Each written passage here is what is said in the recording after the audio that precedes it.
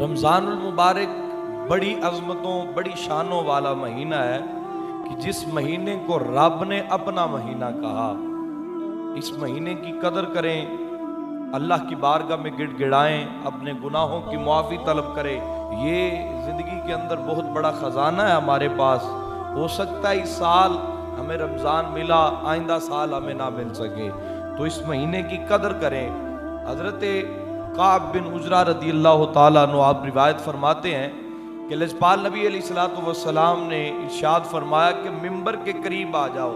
فرماتے ہیں جب ہم قریب ہوئے تو حضور نے ممبر کی ایک نشست پر قدم رکھا، اور قدم رکھنے کے بعد حضور نے آمین کہا۔ پھر دوسری نشست پر حضور نے قدم رکھا، پھر آمین کہا۔ تیسری نشست پر پھر قدم رکھا، حضور نے آمین کہا۔ حضرت کعب بن عجرہ رضی اللہ تعالیٰ عنہ آپ فرماتے ہیں کہ میں نے حضور کی بارگاہ میں عرض کی، یا رسول اللہ، پہلے ایک نشست پر، دوسری پر، تیسری پر آپ نے قدم رکھا، ہر بار آمین کہا، یا رسول اللہ وجہ کیا ہے؟ تو حضور علیہ السلام نے ارشاد فرمایا، کعب جب میں نے پہلی نشست پر قدم رکھا، جبریل علیہ السلام تشریف فرما تھے، وہ کہہ رہے تھے یا رسول اللہ آپ کے امت میں سے جس کو رمضان ملے اور اس میں اپنی بخشش نہ کروا سکے وہ بد قسمت ہو گیا۔ حضور نے فرمایا جب انہوں نے کہا تو میں نے آمین کہا۔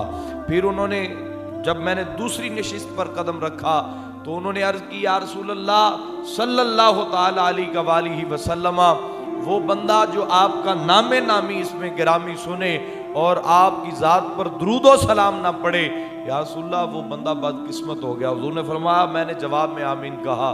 تیسری مرتبہ انہوں نے کہا کہ جس کو زندگی کے اندر ماں باپ ملے اور ان کی خدمت نہ کر سکے، ماں باپ دونوں یا دونوں میں سے ایک خدمت نہ کر سکے، یا رسول اللہ وہ بد قسمت ہو گیا۔ حضور نے فرمایا میں نے آمین کہا۔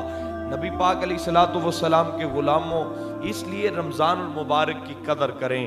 اللہ نے یہ مہینہ ہمیں عطا فرمایا ہے، زندگی کے اندر یہ بہت بڑا خزانہ ہے ہمارے پاس، تو اس مہینے کے اندر اپنے گناہوں کی معافی رب کی بارگاہ سے طلب کریں، تاکہ حضور کے صدقے سے میرا رب ہمارے گناہوں کو معاف فرما دے۔